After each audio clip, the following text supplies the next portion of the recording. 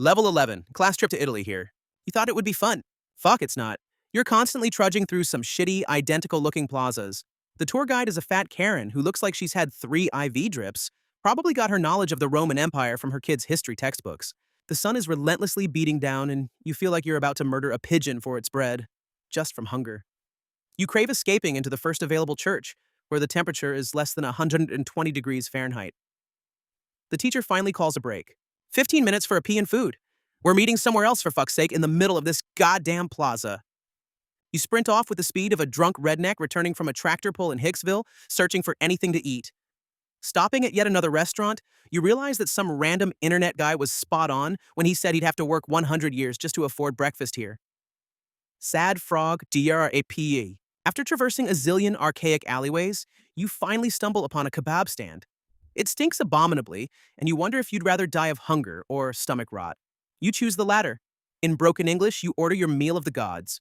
You pay and run back to the meeting point as fast as your legs can carry you. Slapping across the scorching pavement with the kebab in your teeth, you reach your destination. The fucking 3 Graces of Rubens, in the form of your tour guide and 2 teachers, immediately start bitching that the meeting was 15 seconds ago and you're irresponsible.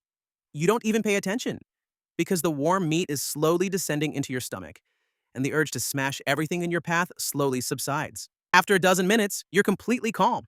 The gentle sun delicately brushes your face. Feels Goodman GIF. Actually, this trip isn't even that bad. Regardless, you head out to another plaza, but not just any plaza. All the greatest architectural masterpieces you'd ever seen could fit within its perimeter, with plenty of room left over. You realize that finally, something outside the confines of your basement has impressed you. However, before you can fully grasp the beauty of what you've just seen, an enraged Neptune and other Roman gods decide to unleash all their accumulated wrath against you, gathered over many thousands of years. Evoked by every young, hungry bastard in history who, instead of admiring centuries-old architectural wonders, chose stinky meat wrapped in a crumbling tortilla. The warmth spreading through your anus slowly turns into a burning heat. You know that if you don't find a place to unleash your sweet secret in a moment, you'll turn it into a wave of destruction capable of taming this beautiful city. You never suspected that a human being could put so much muscle into clenching their butt cheeks. With your last ounce of will, you ask the teacher if you could perhaps go to the restroom. Seizing the opportunity to bitch out a student, the middle-aged English teacher unleashes a sermon about how there was just a break. And, "Anon, you're already annoying me with your childish behavior." Sure, whatever. What does she know about these kinds of problems? That fat fucking blob of grease can probably hold food stored from digested leftovers 365 days a year, 24 hours a day, just in case she ever gets hungry and needs a snack. But suddenly, after a few seconds of silence, an explosion of collective butt pain erupts among everyone. Heh heh heh. Screams, shouts, yelling, general chaos. Everyone has to shit. You look pointedly at the teacher. She looks at you, realizing her defeat. She drills you with her rheumy eyes and barks a command. "Break. 5 minutes for the restroom. Just hurry up, please. We're behind schedule." Motivated by victory and your pressing friend, you scan your perceptive field in the hope that the legacy of Roman civilization will be saved from annihilation. You bolt into the first available gate. Guys in weird hats are strolling everywhere with replica 19th century rifles. Now, however, you don't have time to think about it. In a frenzy, you bust into someone's house. In the corner of your eye, in your delirium, you spot a door that looks exactly like what you're looking for. You kick it open and wrap your noble thighs around a gilded throne. The Lernaean Hydra is subdued. Through the sewers, the monster leaves the Eternal City, and you can claim to have saved its heritage. Knowing the danger has passed, you begin to look around your place of salvation. But you notice something is wrong. There are tons of holy pictures everywhere.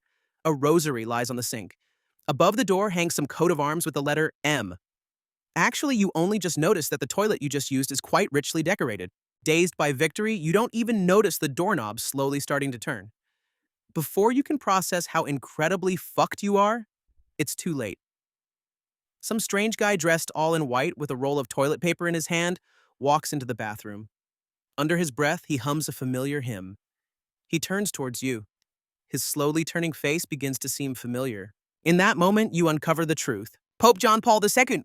With a gaping mouth, terrified, he stares at you sitting on the golden toilet. The roll of toilet paper falls to the ground. The Pope lets out a loud squeal, turning into a quiet screech, then collapses to the floor, hitting his head on the sink.